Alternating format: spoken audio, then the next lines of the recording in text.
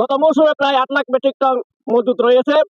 এখন লবণ উৎপাদনের মৌসুম শুরু হয়েছে এবং 2016 লবণ নীতিমালায় বৈদেশ থেকে 1 ফুটা লবণ আমদানি করার কোনো অনুমতি নেই, কিন্তু বর্তমান ইন্ডিয়ান গভর্নমেন্ট বাণিজ্য উপদেষ্টা খান ইন্দোলের সাথে বিদেশ থেকে লবণ আমদানি করতে চাচ্ছে।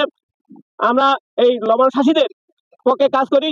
লবণ আমরা বাংলাদেশের একমাত্র লবণ ট্রেড ইউনিয়নের বাঁশখালী উপজেলা লবণ ট্রেড ইউনিয়ন, এই ইউনিয়নের সম্মানিত দায়িত্বশীলের কাছে একজন নেতা, ট্রেড ইউনিয়ন নেতা, তার কাছ থেকে আমরা লবণ লবণ শিল্পের বিষয়ে আমরা জানতে চাচ্ছি তারা কি করতে চাচ্ছে। আসসালামু আলাইকুম ওয়া রাহমাতুল্লাহি ওয়া বারাকাতুহু। বাঁশখালী উপজেলা লবণ ট্রেড ইউনিয়ন 2018 থেকে প্রতিষ্ঠা হওয়ার পর থেকে লবণ চাষীদের কল্যাণের জন্য আমরা বিভিন্ন ধরনের পদক্ষেপ গ্রহণ করেছি। সর্বস্তরের সনুয়া তথা দক্ষিণ চট্টগ্রামের যে লবণ চাষীদের যে হাহাকার, তারা যে দুর্বিষহ জীবনযাপন করছে তার প্রতিকারের জন্য আমরা জানতে পেরেছি গত মৌসুমে প্রায় 8 লাখ মেট্রিক টন মজুত রয়েছে। এখন লবণ উৎপাদনের মৌসুম শুরু হয়েছে এবং 2016 লবণ নীতিমালায় বৈদেশ থেকে 1 ফুটা লবণ আমদানি করার কোনো অনুমতি নেই, কিন্তু বর্তমান ইন্ডিয়ান গভর্নমেন্ট বাণিজ্য উপদেষ্টা খান ইন্দোলের সাথে বিদেশ থেকে লবণ আমদানি করতে চাচ্ছে। আমরা এই লবণ চাষীদের পক্ষে কাজ করি।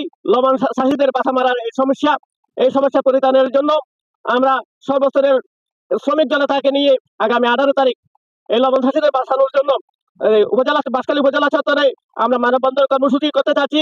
এটা হচ্ছে আমাদের নীরব খুব।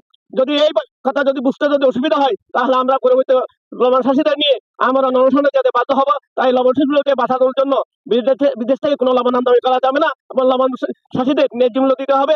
বর্ষা মৌসুমে লবণ চাষী যখন বেকার থাকে তাদেরকে ভাতার ব্যবস্থা করতে হবে।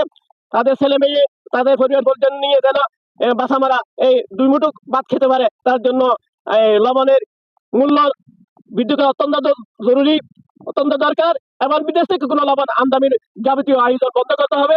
সর্বস্তরের লবণ চাষীদের বাঁচানোর জন্য সরকারকে কার্যকর পদক্ষেপ গ্রহণ করতে হবে এবং দক্ষিণ চট্টগ্রামের বাংলাদেশের অর্থনীতির একটি গুরুত্বপূর্ণ কাজ হচ্ছে এই লবণ শিল্প। এই লবণ শিল্পকে বাঁচানোর জন্য সরকারকে উদ্যোগ নিতে হবে, না হয় এই দেশীয় শিল্প ধ্বংস হয়ে যাবে।